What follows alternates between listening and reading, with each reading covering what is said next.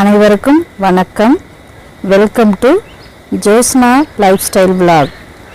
இன்றைக்கி நாம் ரொம்பவே சுவையான ரவா லட்டு தாங்க செய்ய போகிறோம்.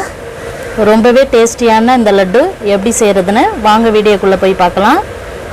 அதுக்கு முன்னாடி இதுவரை நம்மளுடைய சேனலை சப்ஸ்கிரைப் பண்ணாமல் இருக்கிறவங்க மறக்காமல் சப்ஸ்கிரைப் பண்ணிவிடுங்க. நம்ம ஸ்டவ் ஆன் பண்ணி கடாய் அடுப்பில் வச்சுக்கலாங்க. கடாய் நல்லா காஞ்சிருச்சுங்க. ஒரு ஸ்பூன் நெய் சேர்த்துக்கலாங்க. முந்திரி பருப்பு எடுத்துருக்குறாங்க. ஃபஸ்ட்டு நம்ம முந்திரி பருப்பை சேர்த்து வறுத்துக்கலாங்க. நல்லா வறுத்து எடுத்துக்கலாம். ஓரளவு கொஞ்சம் நல்லா செவக்க வறுத்து எடுத்துக்கலாங்க. அவ்வளோதாங்க, நல்லா வறுபட்டுடுச்சு. இதை நம்ம வெளியில் எடுத்து வச்சிடலாங்க. அடுத்ததாக திராட்சை சேர்த்துக்கலாங்க. திராட்சை நல்லா பொரியட்டுங்க. திராட்சையும் நல்லா வறுபட்டுடுச்சுங்க. நம்ம இதையும் வெளியில் எடுத்துடலாம். இப்போது திரும்பவும் ஒரு ஸ்பூன் நெய் சேர்த்துக்கலாங்க. பாருங்கள், இந்த கப்பில் ஒரு கப் ரவை எடுத்துருக்கேங்க, வெள்ளை ரவை. அதை நம்ம சேர்த்து நம்ம நல்லா வறுத்து எடுத்துக்கலாங்க. நல்லா வாசனை வரணுங்க. அதே சமயத்தில் கலர் கொஞ்சம் லைட்டாக சேஞ்ச் ஆகணும். அந்த அளவுக்கு நம்ம வறுத்து எடுத்துக்கலாம். ஸ்டவ்வை மீடியம் ஃப்ளேமில் வச்சுக்கலாம். நல்லா கைவிடாமல் நல்லா கிளறிக்கலாங்க. ஏன்னா நம்ம அடுப்பை நல்லா ஃபாஸ்ட்டாக வச்சோம் அப்படின்னு சொன்னால் கரிஞ்சு போயிடுங்க. அவ்வளோதாங்க, நல்லா வாசனை நல்லா வர ஆரம்பிச்சிருச்சு. நல்லா வறுபட்டுடுச்சுங்க ரவையும். இப்போ நம்ம இதை வெளியில் எடுத்து வச்சிடலாங்க. ஒரு கப்பு ரவைக்கு 3/4 கப்பு சர்க்கரைங்க. இதை நம்ம மிக்ஸி ஜாரில் சேர்த்துக்கலாம். சர்க்கரையை மிக்ஸி ஜாரில் சேர்த்துக்கலாம். இந்த அளவு கரெக்டாக இருக்கும் இனிப்பு.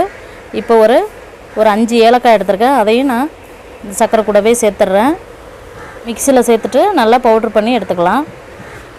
பாருங்கள், சர்க்கரையை நல்லா பவுட்ரு பண்ணியாச்சுங்க. இந்த சர்க்கரை கூடவே நம்ம வறுத்து வச்சோம்லங்க ரவை, அதையும் நம்ம சேர்த்துக்கலாம்.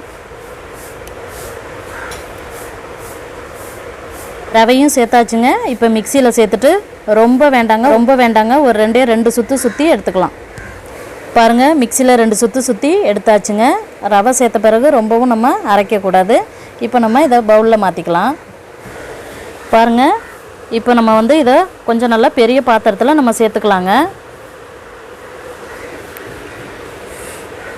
இப்போ நம்ம வறுத்து வச்சுருக்க முந்திரி திராட்சையை நம்ம சேர்த்துக்கலாங்க. இது கூடவே உருக்கி வச்ச நெய் சேர்த்துக்கலாங்க, ஒரு 3 டேபிள் ஸ்பூன். இப்போ நல்லா இதை கலந்துக்கலாங்க.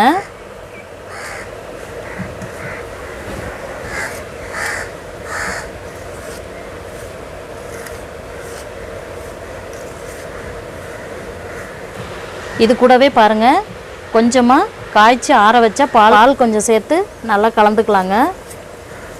நம்ம பால் சேர்க்கும்பொழுது டேஸ்ட்டும் நல்லா இருக்குங்க. லட்டு பிடிக்கிறதுக்கும் நமக்கு வசதியாக இருக்குங்க. ஒரே முட்டை நம்ம பால் சேர்த்துற வேண்டாம், தேவைப்படுற அளவுக்கு நம்ம சேர்த்துக்கலாம். பாருங்கள், நல்லா நம்ம லட்டு பிடிக்கிற பதத்துக்கு நமக்கு ரெடி ஆயிடுச்சுங்க. இப்போ நம்ம லட்டை பிடிச்சிடலாங்க.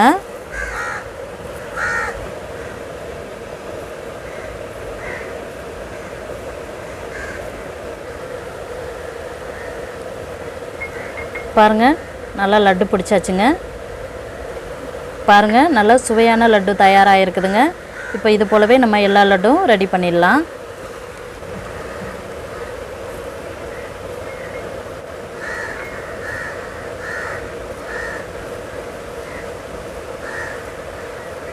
நம்ம பால்லாம் சேர்த்துருக்கிறதுனால ரொம்பவே நல்ல டேஸ்டியான ஹெல்த்தியான லட்டாக இருக்குங்க.